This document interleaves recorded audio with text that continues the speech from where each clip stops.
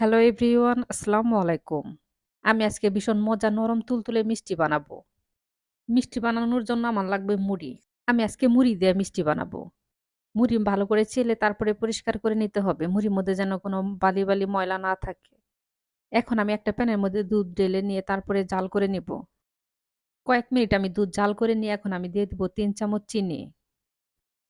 এখন আমি চিনি দিয়ে দুধ ভালো করে কয়েক মিনিট জাল করে নিয়ে এখন আমি দিয়ে দিব মুড়ি। এই গরম দুধের মধ্যে আমি মুড়ি দিয়ে দিব। এই মুড়ি আস্তে, আস্তে নরম হয়ে একদম গলে যাবে। দেখেন মুড়ি অনেকটা নরম হয়ে গেছে। এখন আমি দিয়ে দিব সুজি। ১/২ কাপ আমি সুজি নিয়েছি। এই সুজি আর মুড়ি দিয়ে দেখবেন যে অনেকগুলা মিষ্টি হয়ে যাবে। এখন আমি সুজির সাথে মুড়িগুলা একদম গলিয়ে নেব।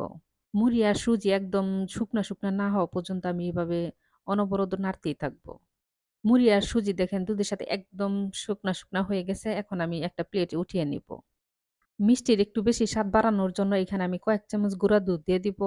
আর দিয়ে দিব ১ চামচ ঘি। এখন আমি হাত দিয়ে ভালো করে ডলে নেব।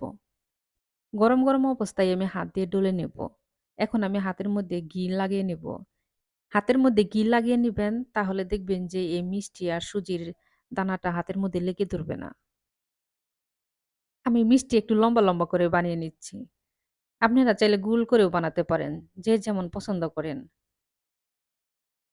আমি এরকম করে সবকটা মিষ্টি বানিয়ে নেব। আমার এই মিষ্টির ভিডিও যদি আপনাদের ভালো লাগে তাহলে অবশ্যই আমার ভিডিওতে একটা লাইক, একটা কমেন্ট আর একটা শেয়ার দিয়ে দিবেন। এই মিষ্টি বানাতে কিন্তু বেশি সময় লাগে না। খুব অল্প সময়ে বানায় নিতে পারবেন। এভাবে যদি বাসায় তৈরি করেন মিষ্টি তাহলে বুঝতেই পারবেন না যে এটা বাসায় তৈরি মিষ্টি। মনে হবে যে বাহিরে থেকে কিনা নিয়ে আসছেন। আমার সবকটা মিষ্টি বানিয়ে নেওয়া হয়ে গেছে। এখন আমি গাভীর দুধ জাল করে নিব। একটা ছোট বাটির মধ্যে আমি গাভীর দুধ উঠিয়ে নিয়েছি। সেখানে গুঁড়া দুধ মিশিয়ে নিয়ে আমি দুধের মধ্যে দিয়ে দিলাম।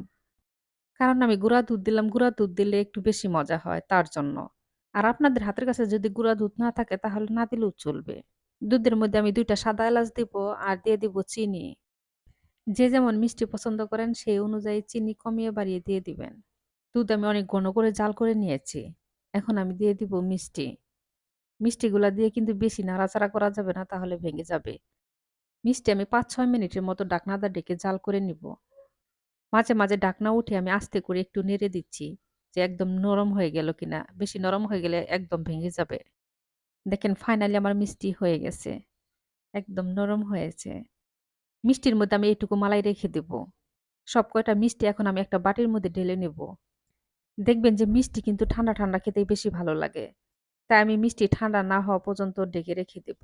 কয়েক ঘন্টা পর ঢাকনা আমি উঠিয়ে নিয়েছি। দেখেন মালাইটা কত সুন্দর ঘন হয়ে গেছে আর মিষ্টিগুলো অনেক সুন্দর হয়েছে। সবাই ভালো থাকবেন। আল্লাহ হাফেজ।